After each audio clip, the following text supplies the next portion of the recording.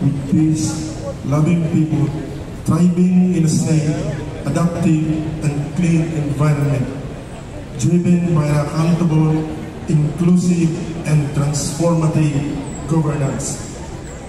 Actively pursue a people-centered, law-abiding, and technology-driven development that is responsive to the multicultural aspirations of Iligans.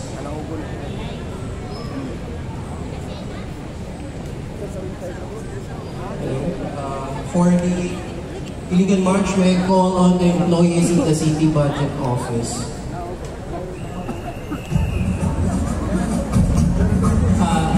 Due to the scarcity of the employees in the City Budget Office, may I ask also the councilors and department heads in attendance to join us in performing the Iligan March.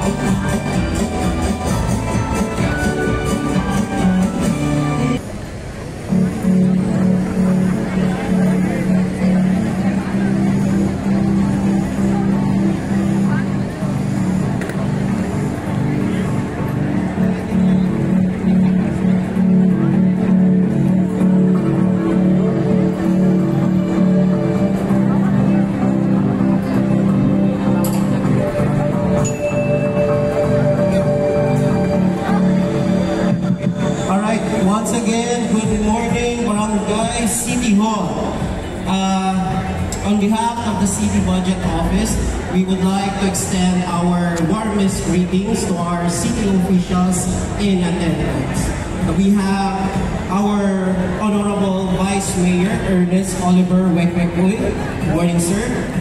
Our City Councilor Ian Uy. Good morning.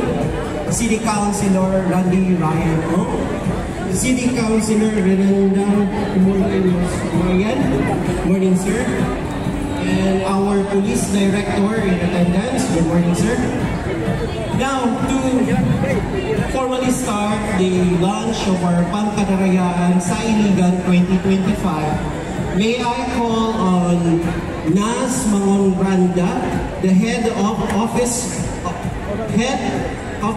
of the Maranao, Higa-Aunon, and other cultural communities, and Saidara Jing Maruho, Muslim Mindanao Consultant of OMA HHC, CMO Iligan City. A round of applause, please.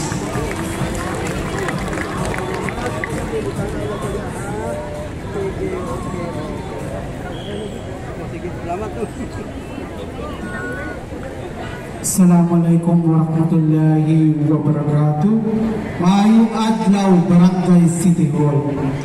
My respect to our beloved City Mayor, Honorable Frederick Misha. To City Vice Mayor, Honorable Ernest Oliver Uy. City Councilor in attendance, department heads, and to each and everyone, Assalamualaikum warahmatullahi wabarakatuh. Today marks yet another meaningful milestone in our beloved city as we officially launch the third Pakarajaan sa Iligan, a vibrant celebration of culture, unity, and peace. The success of the past Pakarajaan celebration has brought pride and honor not only to our Muslim brother and sister, but the entire city of Iligan. Each year, we have seen this event grow in spirit, in skill, in significance. And this year, we are proudly saying we are back, more united and more inspired than ever before. Pakarajaan is not only a celebration of culture and tradition, but also a celebration of faith and gratitude. Bisan madaglahi ta o reliyon, ang ayan magigbaay, magtinabangay, o magrespeto ang tanan sa Iligan alang sa kahusay o kalinaw. Tumong aning kaliyukan ang pag-eduka sa kultura sa mga Maranao, ilabi pa na naila ang iligan nga gipuy-an o tribe people, ang Muslim, Kristiyano o Higaono. Sa development goal ang paghatag sa values sa mata sa sektor, apil na sa atong pagtanaw sa pagpapusok sa kultura. This would not have been possible without the unwavering support of the local government unit of Iligan, headed by the less than ever of our city, Mayor Honorable Frederick Shaw. Thank you for your unwavering support. We also extend our heartfelt gratitude to City Administrator Darwin Manubag and Chief of Staff Mr. Jules Vernie Padilla, whose leadership and coordination have played a vital role in making the celebration a reality. To the dedicated Pakarajaan Committee, to my consultant of the Office of the Maranao, Higaonon and other cultural community, the one and only Ma'am Sidiara Ching Maruho, and to Ma'am Saida Macarambon, Ma'am Anita Cipriano, Amelita Santos Escalona, Sir Bobby Nanaman III, Bai Bayrona Dicol, Maricel Timbangan Lianes, and to Iligan Bayronawatan Organization. Thank you for your tireless work, your passion and your vision. Your effort ensure that this festival remains a beautiful expression of Maranao tradition, a bridge that connects us all in Iligan. Let this year Pakarajaan serve not only as a colorful showcase of culture, music, and heritage, but a powerful reminder that our strength lies in our unity, in our future. Safety and health standards. So ato lagi nang gipaningkumutan. So last May, ulapse naman ang ato license to operate. So ni Andy ang Region 10 National Meat Inspector Service to evaluate us once again. Really lalim ng katawag yun ang ato NMIS in charge.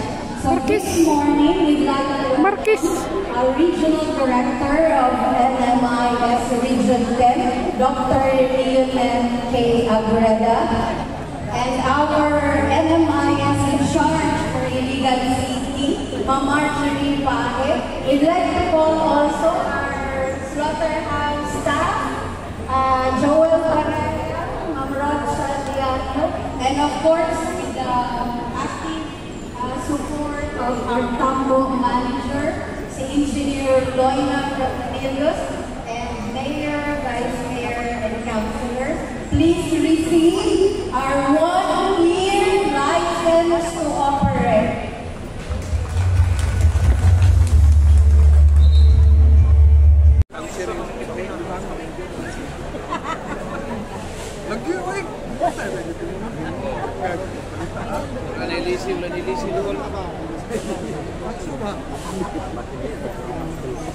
Basil, batang ekstray, purkito. Apa na? Wala subdivision. Pero pinsi mo ka, mapalit lagi. Thank you. Mayor, Honorable Mayor,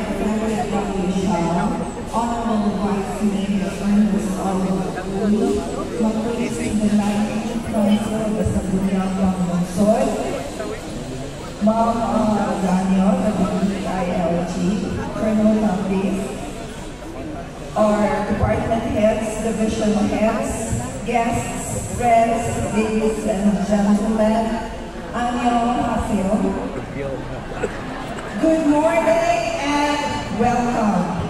It is my honor to introduce the distinguished members of the Iligan City International Advisory Council who have graciously accepted the invitation of our Honorable Mayor and our invitation to collaborate with the City Government of Iligan on this transformative journey.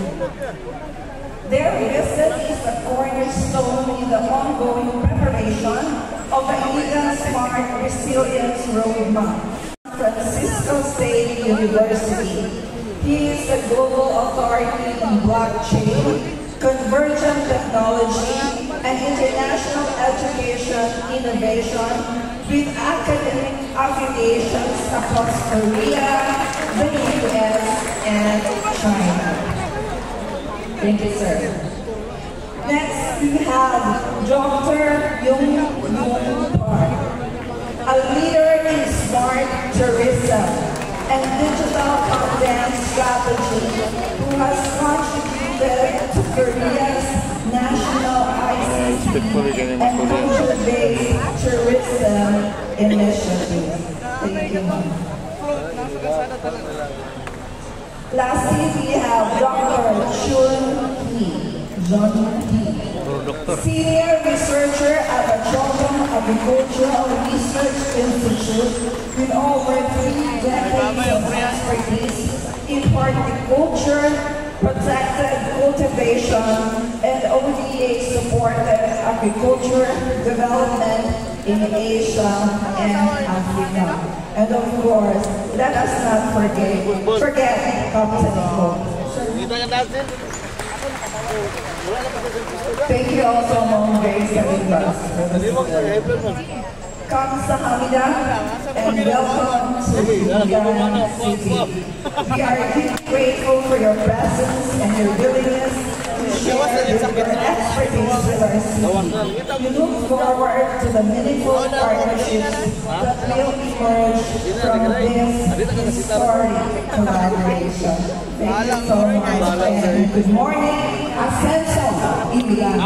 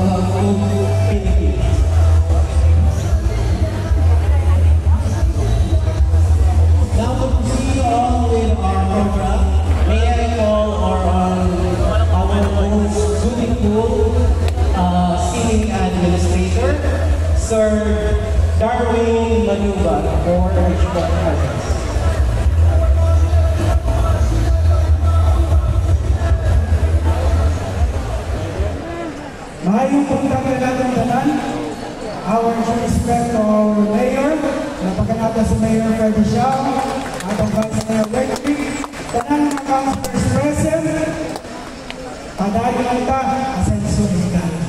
Last week, iba-iba ng activities, but I just want to highlight some of the important digitalization, harmonization with some of the departments last week in order for us to strengthen our effort for Smart City Iligan.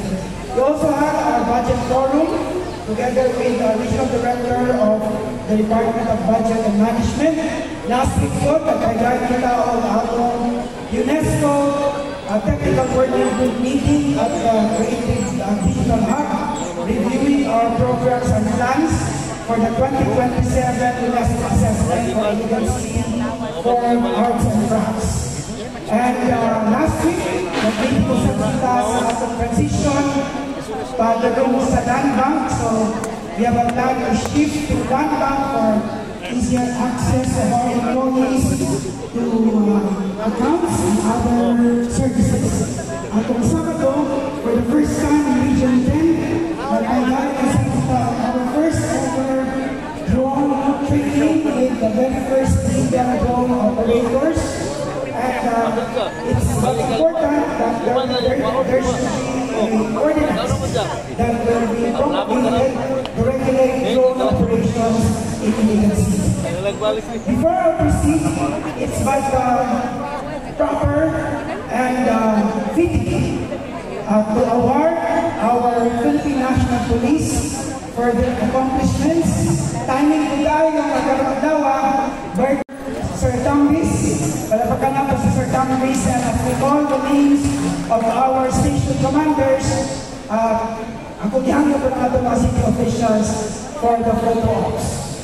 In sincere recognition and commendation of their unwavering commitment, dedication, and relentless efforts in upholding peace and order through successful enforcement of laws against gambling, illegal drugs, and apprehension of wanted persons. Their continuous operations, intelligence work, and presence on the ground have greatly contributed to the safety, security, and well-being of the people of India. Ako pong i-announce kanino, 2 weeks ago, I was interviewed by the regional PNP. Kaya ang iligan na sa top 3 cities in Region 10 or sabihin ko sa national in terms of the support that has been given by an LGU to PNP. So bago ka lang sa result ako, but the fact that iligan is being selected as a top 3 city for peace and order, that's a milestone that we need to celebrate. And because of that accomplishment, ako po i-recognize ang ating mga performing PNP who are here. Can you request the station commander of Station 1, Police Major Rodolfo? Happy birthday, Sir Dambis! Salamat natin, Sir Dambis! Happy birthday! Thank you very much. We'll also be announcing our newly appointed officials for the local government. The first one is the OIC head of the Office of the Building Official. Can you request Engineer Mark Lacanaria to please come forward? The newly appointed of the Traffic Division, palapakan nato ang atong pinaka-active Ralph Oglenda.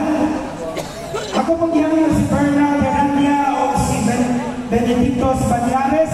Si Bernard Herania is our admin in charge, o si Benedicto Barriagas as our head of operations. For CAD Security Management Division, ato po palapakan si Marlon Labano. Please come forward, our new head of our CSU, and this is a consolidated division now. For admin sections, Jobs Campus, Security Operations, section, Alexander Marcos Cabarro, Public School Security Unit, Mr. Bolos, Building Installation Security, Mr. Diaz, and EMO Security Unit, Mr. Hanop. Can you please come forward for photos? Palapakan na itong atong mga newly appointed officials for the Traffic Division and for our Civil Security Division. Naman po si Ralph. Bago ang puntahan kanina. Nagtapok na, ha? Sa lahat ay gamay na paimamno, no? Ang atong government employees, ang mobile o violate. Wala na may mapagpapag karon, ha? Kasi pag government mo, Sir, Brenda ba? Wala, no? Sa atong balahan. Sa mga po ang paimamno, sa atong kaisuron, nasira ang agenda, wala pa kanato. So ang ubay na itong mga employees ko sa'yo, at dahil pa, mag-drop name ka nila yun. Pasagin lang kasi nila na okay rin ka nila yun. Hindi pwede. All of us should follow our laws. Ang importante, atong implementan ito mo lang. Palapakan na itong atong mga bagong city government officials. Lastly, I'd like to take this opportunity. This coming Wednesday, we'll be having our executive briefing with the DILG together with the department heads in the afternoon at Frosty Bites. So we're inviting all the councilors, the department heads, and of course this is spearheaded by DILG Ma'am Maida Gatinyon. Before all of the officials will attend the newly elected Neo Plus training in Cagayan de Oro.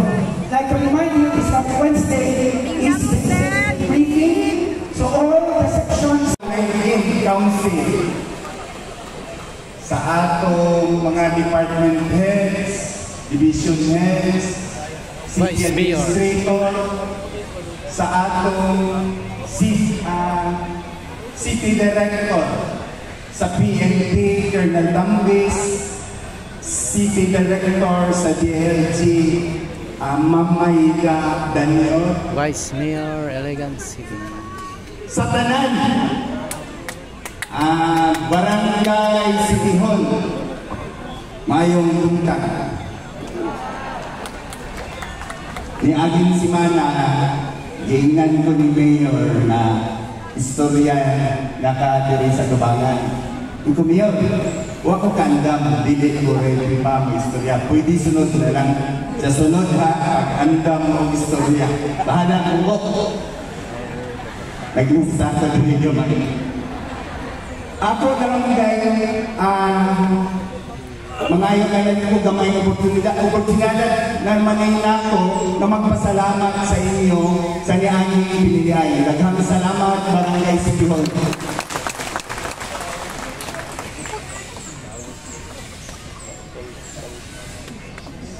Kinimanan akong unang ngayon na makabarog sa inyong atubangan, isip inyong kauban sa pagpanervisyo. Dako tayo kong masalamat sa mainikon ninyong pagdawat, labi na sa atong mayor o sa atong mga councilor. No? Humana ang eleksyon.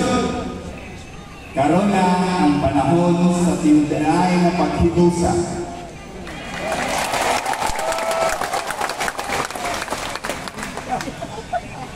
Panaghiusa alang sa Manilawon nga iligan o patas nga panerbisyo para sa tanan.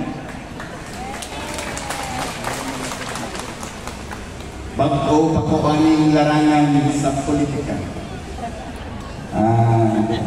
Ang akong panerbisyo mapinudanay. Muhimo ko og angay buhaton alang sa atong katawhan. Maminaw ko ni Mayor.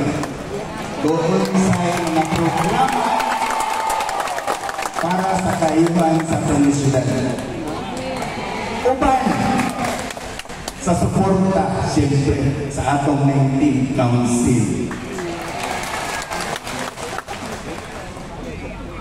Huwag kang ngayon ready, siyempre. Ato kong unyon si Congressman Rehencia nga magpinabangay sila ni Mayor Freddy Siya. Sa di ako malimot no, sa atong bisita from South Korea, welcome to Iligan.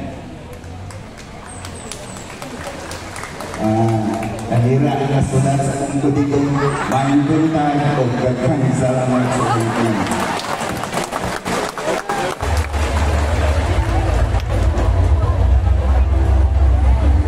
Alright, so thank you, Vice Mayor. No? So,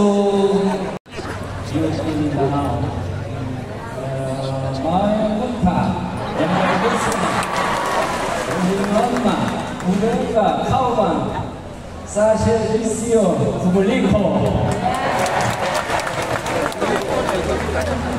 Good morning, estimated officials and dedicated public servants of Iligan City.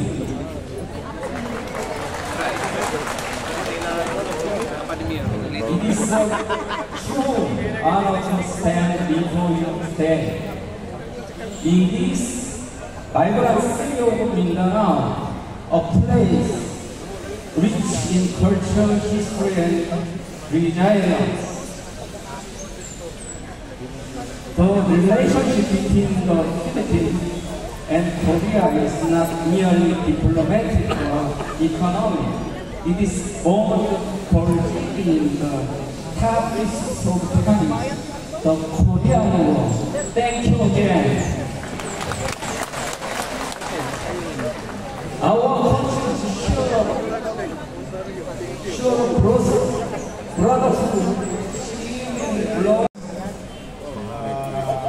Department heads, Mamayla of DLG, our guests from South Korea,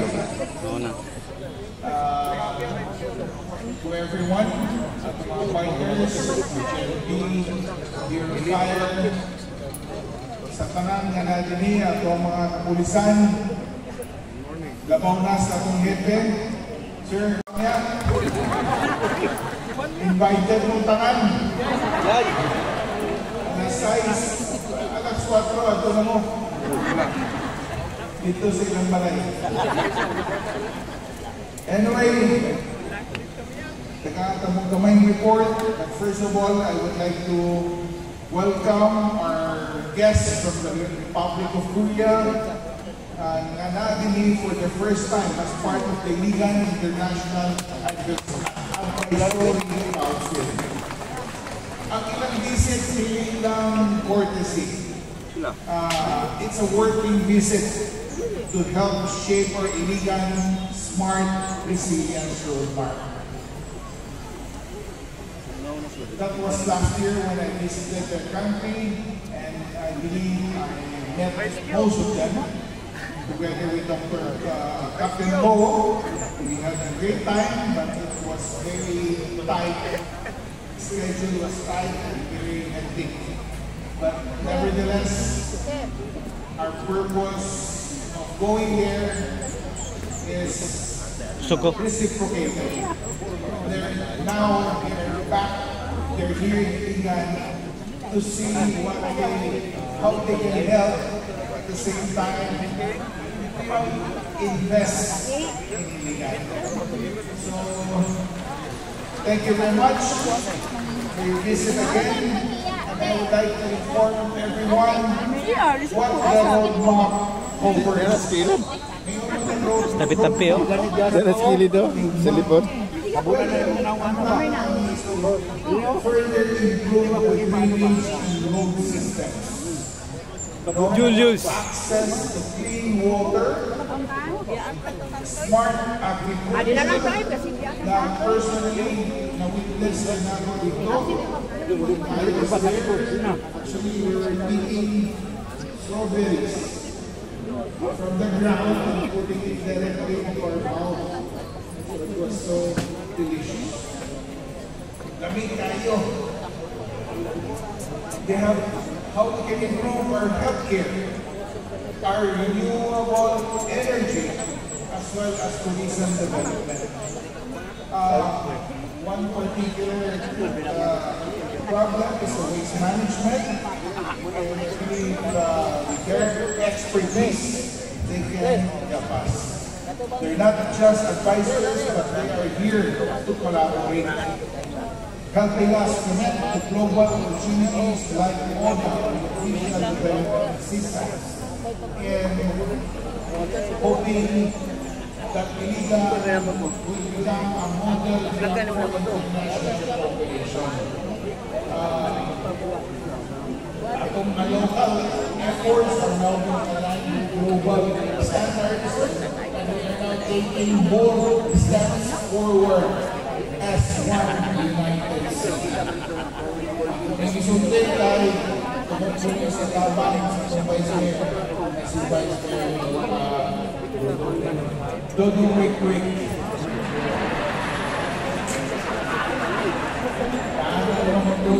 Dodo Quick.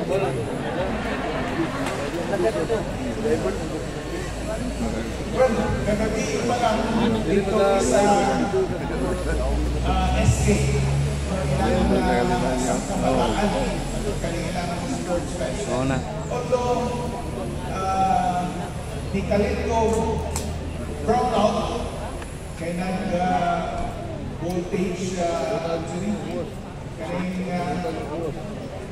low voltage. Napulungan may suga dito, pero may lalong na mensahe at ng convey kay Vice Mayor Ian Lipaco, kay Congressman Reyes. O patod pa ni Dudong Wikwik. Kaya mo sa'yo, patod pa ni Vice Mayor, ito siya nga, si Congressman is willing to help.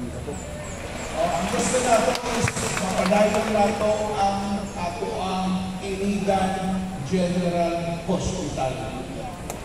During my time, sa panahon nato, si Congressman, pasado na sa Kongreso o nanaunta sa third reading sa Committee on Health sa Senado apan nalay kabiligan kay panahon ko sa pandemic.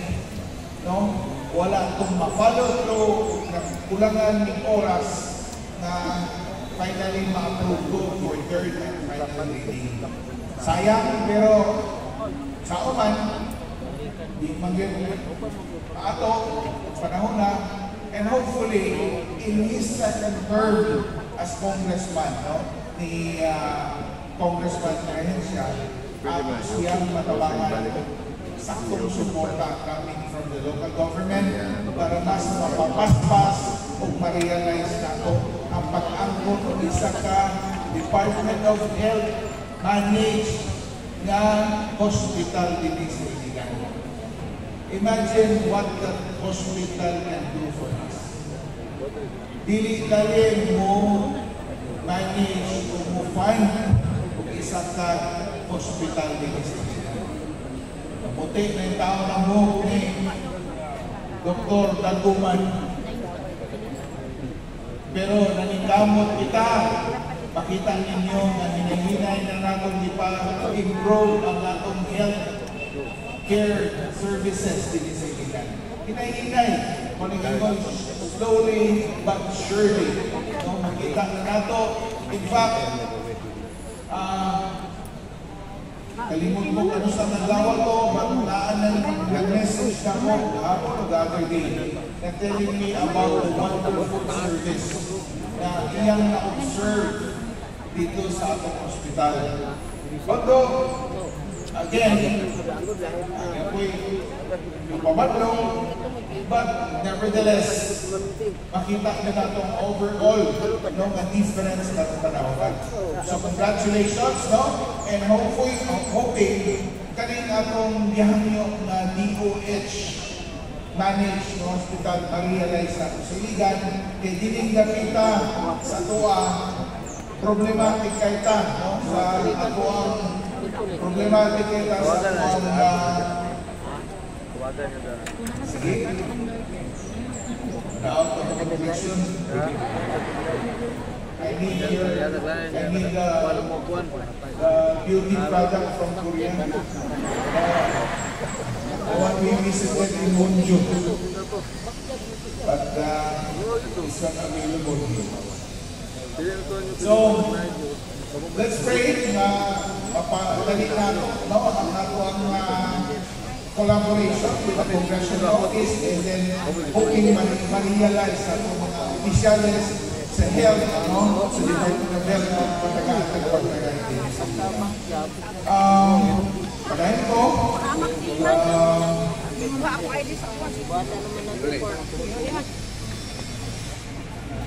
for information, last week, there was a press conference with the NCB Public Police Office. Kauwang station commander natin sa Station 2 na si Police Captain. Nya wala gibalik. Atong paabot 100,000 cash na reward sa atong pamilya.